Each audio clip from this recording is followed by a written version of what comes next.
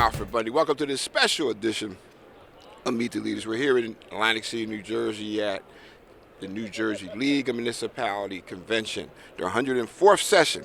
Joining me now is Assemblyman Benjie Wimberly from Paterson, New Jersey. By the way, Benjie, you're always with us, and we appreciate you coming to see us from time to time. A lot going on, a lot of issues. I mean, seems to be a lot of back and forth with Senate President Sweeney and our governor.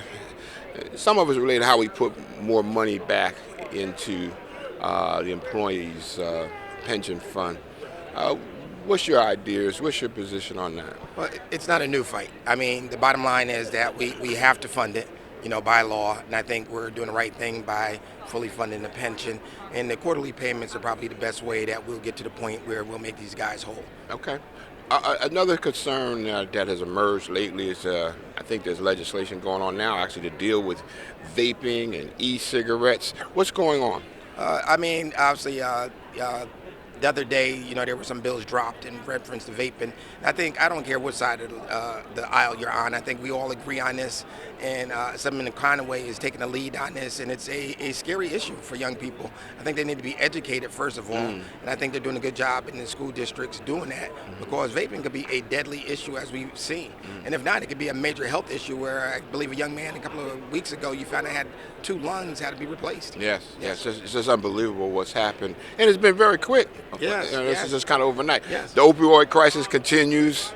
We're doing a better job at trying to create legislation to do better community education. Well, I think the administration has put the money, where the talk is. They put the money in to make sure that we can address the opioid epidemic here in the state of New Jersey and address it, because there's going to be a financial impact when it comes to opioids, one way or another. Yes. Now, through executive order, the governor's trying to create a state public bank. Good idea, bad idea? It's something I'm willing to sit down and talk about and listen to see what's going. I have faith that the governor would not put us in a position that we're not to be successful when it comes to financial. As you know, his background is finance, so I have a lot of confidence in him. Okay.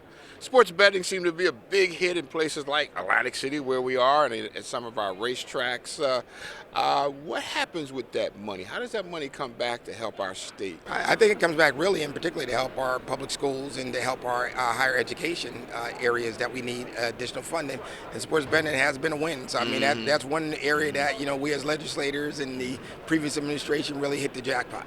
Now the governor certainly has been trying to legalize marijuana. Is this going to happen? Do you see it getting through?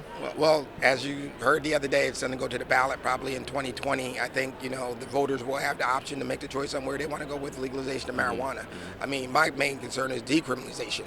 We have too many people, and particularly men of color, that have gone to jail for small amounts of marijuana, and their records have been tainted for most of their work life.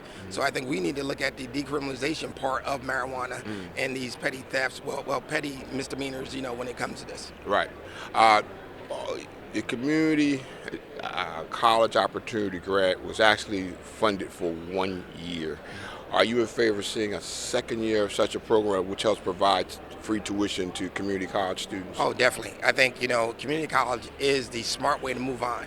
Be it if you want to continue academically, if you want to go into vocation, if you want to go into the armed forces, you name it. Community college is basically an extension of your public education. Before you leave, what are we gaining or losing having Donald Trump in the White House? We're losing our integrity as a nation. The highest seat as the commander-in-chief should be a position of respect. And unfortunately, there's been racial divide, nationwide with him as the president, and it has become, people believe it's acceptable to do some of these things. So, you name it, he's discriminated against anybody or says what he has to do.